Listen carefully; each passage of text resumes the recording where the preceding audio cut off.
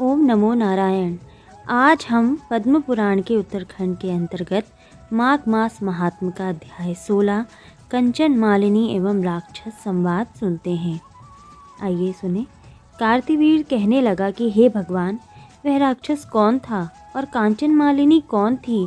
उसने अपना पुण्य कैसे दिया और उनका साथ कैसे हुआ? हे ऋषि, अत्रि ऋषि की संतानों के सूर्य, ये कथा सुनाकर मेरा कौतूहल दूर कीजिए। तब दत्तात्रेय जी कहने लगे कि राजन, इस पुरातन विचित्र इतिहास को सुनो। इस इतिहास को सुनने मात्र से ही वाजपेयी यज्ञ के फल की प्राप्ति हो जाती है।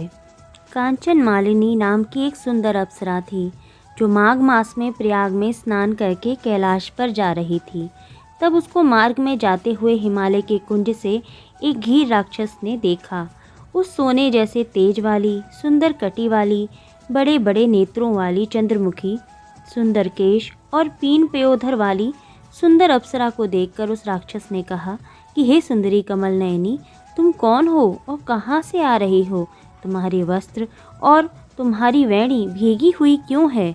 तुम आकाश मार्ग से कहाँ जाती हो और किस पुण्य के प्रताप से तुम्हारा शरीर ऐसा तेजस्वी और रूप ऐसा मनोहर है?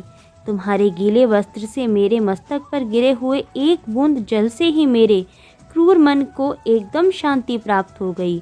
इसका क्या कारण है? तुम बड़ी ही शीलवती प्रतीत होती हो, इसका कारण मुझसे कहो। अप्सरा ने कहा कि हे राक्षस, सुनो, मैं काम रूपिणी अप्सरा हूँ। मैं प्रयाग में संगम में स्नान करके आ रही हूँ। इसी से मेरे वस्त्र भीगे हुए हैं। अब मैं कैलाश पर जा रही हूँ, जहाँ श्री शिव निवास करते हैं। त्रिवेणी के जल से मेरी सब क्रूरता दूर हो गई, जिसके पुण्य के प्रभाव से मैं इतनी सुंदर और पार्वती जी की प्रिय सखी हुई हूँ। यह सब किस तरीके से हुआ, आओ सुनो। मैं कलिंग देश के राजा की वैश्या थी। रूप, लावण्य और सुंदरता में अपूर्व थी। मेरी सुंदरता पर सारा नगर मोहित था और मैंने अनेकों प्रकार के भोग भोगे। अनेक प्रकार के वस्त्र और आभूषणों की घर में कोई कमी नहीं थी। कई कामी पुरुष आपस में स्पर्धा से ही मृत्यु को प्राप्त हो गए। इस तरह उस नगर में बड़ी सुंदरता से मेरा यौवन व्यतीत हुआ और मैं वृद्धावस्था को प्राप्त हुई। तब मेरे मन में यह विचार उत्पन्न हुआ कि मैंने अपनी सारी आयु पापों में ही व्यतीत कर दी। धर्म का कोई कार्य, दान, तप, यज्ञ आदि नहीं किया। शिव या दुर्गा जी की आराधना भी नहीं की, ना कभी भगवान विष्णु का ही पूजन किया। इस प्रकार अशांत चित्त से मैंने एक ब्राह्मण की शरण ली, जो वेदों का ज्ञाता और ब्रह्मनिष्ठ था। मैंने उनसे पूछा कि मेरा निस्तार किस प्रकार हो सकता है। महाराज, साधु सज्जन, अच्छे और बुरे सभी पर दया करते हैं, इसलिए मुझ दीन पर भी कृपा करके मुझ कीचड़ में डूबी हुई को पकड़कर उबारिए। क्षीर सागर क्या हंस को ही दूध देता है, बतख को नहीं?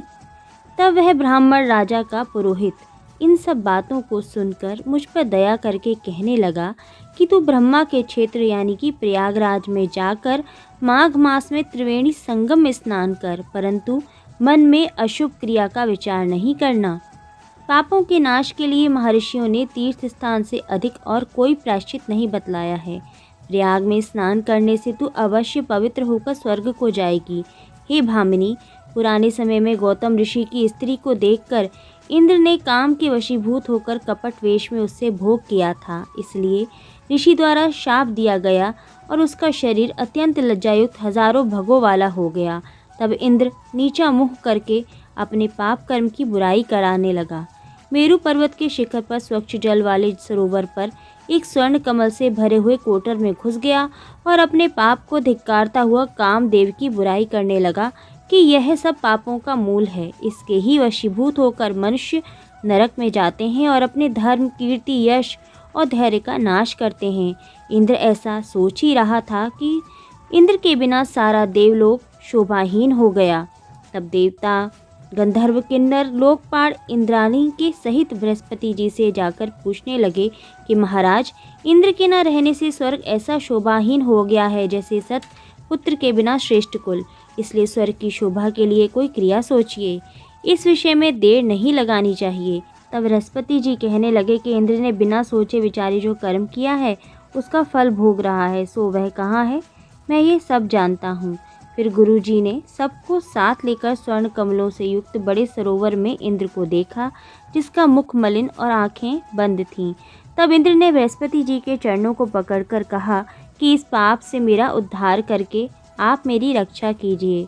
तब बृहस्पति जी ने इंद्र से कहा कि प्रयाग में स्नान करने से ही तुम पाप मुक्त हो जाओगे। तब इंद्र सहित सबने ही प्रयाग में जाकर संगम में स्नान किया और त्रिवेणी स्नान से इंद्र पाप मुक्त हो गए। तब बृहस्पति जी ने इंद्र को वरदान दिया कि तुम्हारे शरीर में जितने भग हैं सब नेत्र हो जाएंगे। तब इंद्र ब्राह्मण के वर से 1000 नेत्रों से ऐसा सुशोभित हुआ जैसे मानसरोवर में कमल शोभायमान रहता है। इस प्रकार माघ मास महात्म का अध्याय 16 यहीं समाप्त होता है। जय श्री कृष्ण।